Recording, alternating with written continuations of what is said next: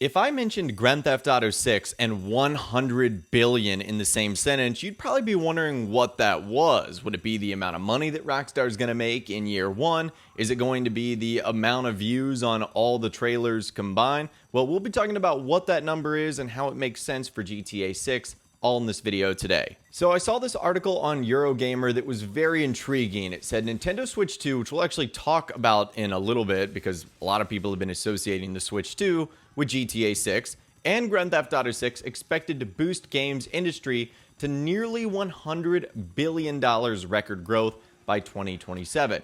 This is what the article goes on to say. The release of the Nintendo Switch 2 and GTA 6 later this year is expected to boost games industry revenue to a record of $92.7 billion by 2027, a new report claims. Between 2024 and 2027, that would be a growth in the PC market share of 2.6% and console growth of 7%, according to games market intelligence firm Newzoo, following a boost from $67.6 billion in 2019 to $80.9 billion in 2020 due to the COVID pandemic. Industry revenue is stagnated, yet that is set to rise from $80.2 billion in 2024 to $85.2 billion this year and continue in a positive direction. Console game sales are expected to rebound in 2025, carried by GTA 6, while the Nintendo Switch 2's release will boost both hardware and software. PC growth, meanwhile, is focused on in-game revenue from mature and free-to-play games.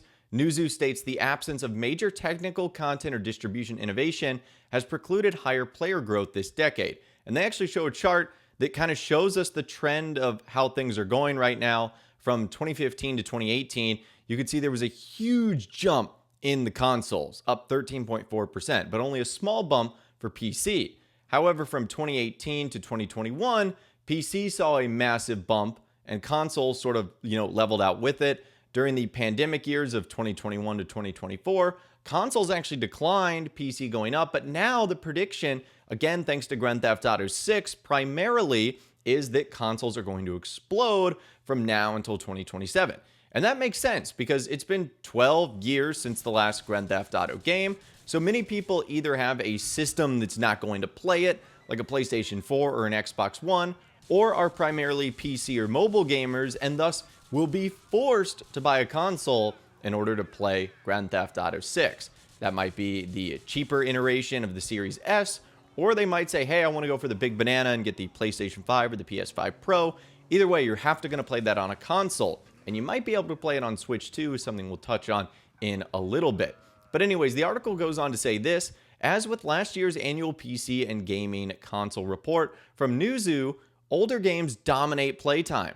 From January 2021 to December 2024, around 10 games constantly made up 50% of all playtime across platforms, the likes of Fortnite, Roblox, Minecraft, Grand Theft Auto 5, Apex Legends, and Call of Duty. Fortnite alone accounted for 9.3% of total playtime in 2024, up from 9.1% in 2023. The report notes that new games on PC struggle to capture playtime share from established games, while those older games are leaning on nostalgia to retain players both short and long term.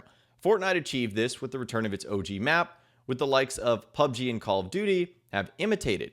Newer games are more popular on console, with PlayStation featuring the highest playtime rates of recent games. That said, across all consoles, new game hours are dominated by annual franchises like EA Sports FC and Call of Duty. And you can kind of see that in this graph right here, again, with PC titles. Also, some of them being exclusive to PC, like Counter-Strike 2, League of Legends, Valorant, World of Warcraft, etc.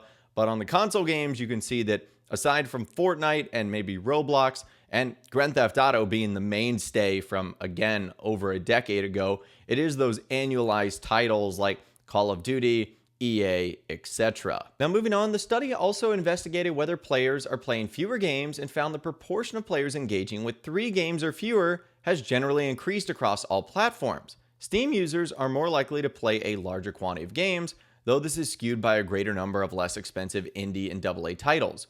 Over on PlayStation, indie and AA games make up less than 12% of games played, as big AAA releases dominate. On Xbox and its Game Pass subscription, indies and AA fare better, but players are overwhelmingly still preferring AAA games. And that is showed by this graph right here. This is the Xbox side of things, where you can see free to play, $30 and under, $30 to $50 are quite low, and then the major AAA titles are dominant. It's even worse on the PlayStation due to the lack of the Game Pass subscription service. And the article ends by saying this: as players focus on fewer games, this means existing live service games have more difficulty attracting new players, while premium games struggle to hit sales targets, the report suggests. Of course, while the boost to the industry is welcome, part of the growth from Switch 2 and GTA 6 isn't just from sales numbers, but the increase in game prices too. Switch 2 launch game Mario Kart World will cost $80, though Nintendo has stated this won't set a benchmark for future releases.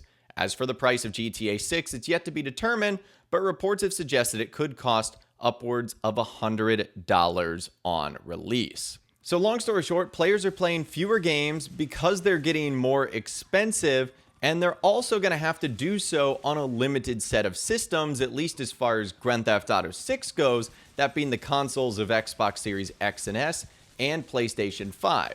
Now, there will likely be another version of the Xbox that it's released on, and probably pro versions of the PS5, and I would assume down the line it might be put on other systems. At least right now it has not been confirmed for the Nintendo Switch 2, although that's pretty much all the talk right now, is wondering if Rockstar's previous relationship with Switch titles will allow them to put Grand Theft Auto 6 on the Switch 2, especially if other games like Cyberpunk 2077 are running on there.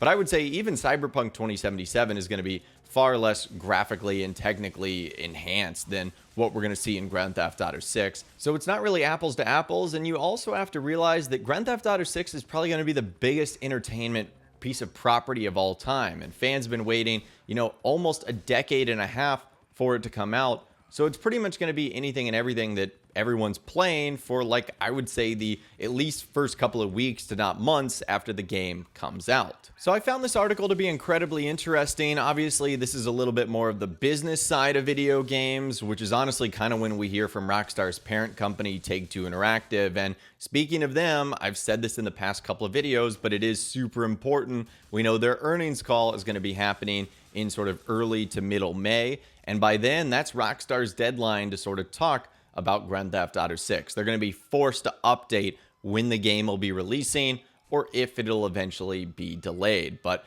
regardless, when the game comes out, and as industry experts are predicting, it's going to put the video game industry at about a $100 billion profit, which is super cool. Really only something that Grand Theft Auto 6 would be capable of doing. But let me know what you think about everything we discussed in those comments down below today. I'd love to hear from you guys down there. If you guys did go on to enjoy this video, though, a like rating would, of course, be awesome. And be sure to subscribe to my YouTube channel if you are new.